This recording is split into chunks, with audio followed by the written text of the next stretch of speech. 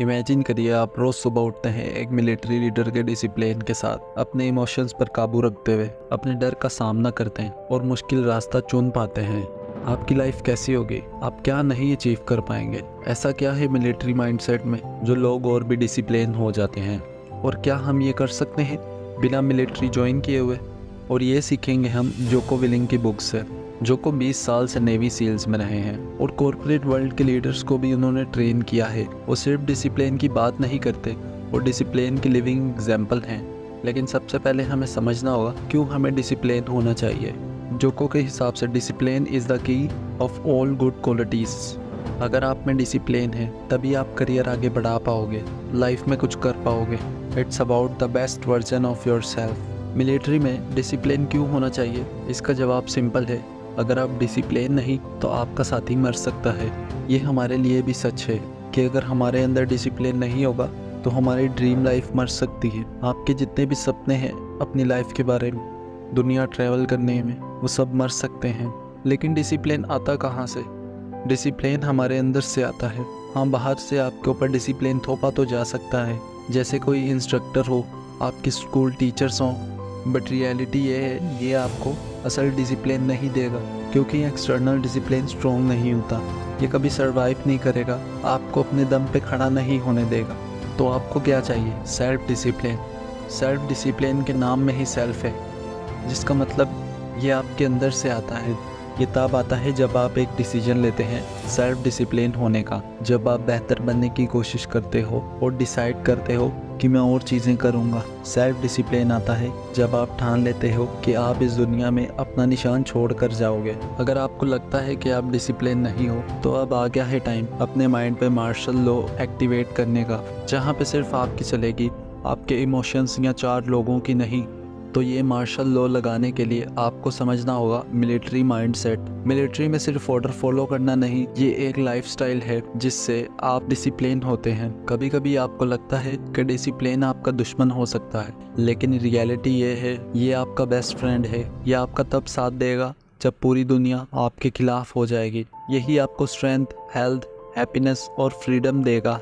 एक की टूल जो मिलिट्री में यूज़ करते हैं अपना सेल्फ डिसिप्लिन बढ़ाने के लिए, वो है सेल्फ क्वेश्चनिंग, मतलब अपने आप से सवाल पूछना। वो अपने आप से मुश्किल सवाल पूछते हैं, अपने आप पर डाउट करने के लिए नहीं, बल्कि ये श्योर करने के लिए कि वो हमेशा इम्प्रूव कर रहे हैं, हमेशा आगे बढ़ रहे हैं। इसी से उनका डिसिप्लिन बढ़ता है, चाहे जितनी भी मुश्किलें आए। और जब ये आप करने लगेंगे तो आप देखेंगे कि सेल्फ डिसिप्लिन सिर्फ खुद पर काबू पाना नहीं, बल्कि फ्रीडम है। ये ऐसा फ्रीडम है जो आपको इंश्योर करता है कि आप सही रास्ते पे चल रहे हैं, और इस फ्रीडम से आपको अच्छी हेल्थ और हैप्पीनेस मिलता है। और ये आपको कोई भी मुफ्त में देगा नहीं, ये आपको खुद कमाना पड़ेगा। और सबसे बड़ा ऑब्स्टिकल जिस वजह से हम ये पा नहीं पाते, और वो है हमारे खुद की लेजीनेस।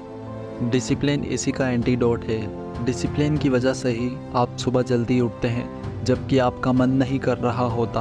उसी की वजह से आप एक्सरसाइज करते हैं जबकि आपका मन नहीं होता। डिसिप्लिन का मतलब है आप हार्ड चॉइस लेते हैं एवरी सिंगल डे। डिसिप्लिन सिर्फ आपके फिजिकल हेल्थ के बारे में नहीं, बल्कि आपके इमोशंस और इंटेलिजेंस के बारे में है। इससे आप अपने इमोशंस पर काबू रखते हैं ताकि आप सही फैसले ले सकें। इससे आप अपने ईगो को कंट्रोल में रख सकते हैं ताकि कोई गलत फैसला ना ले सकें। आप इमेजिन कर सकते हैं कि मिलिट्री में अपना ईगो कंट्रोल में रखना क्यों ज़रूरी है।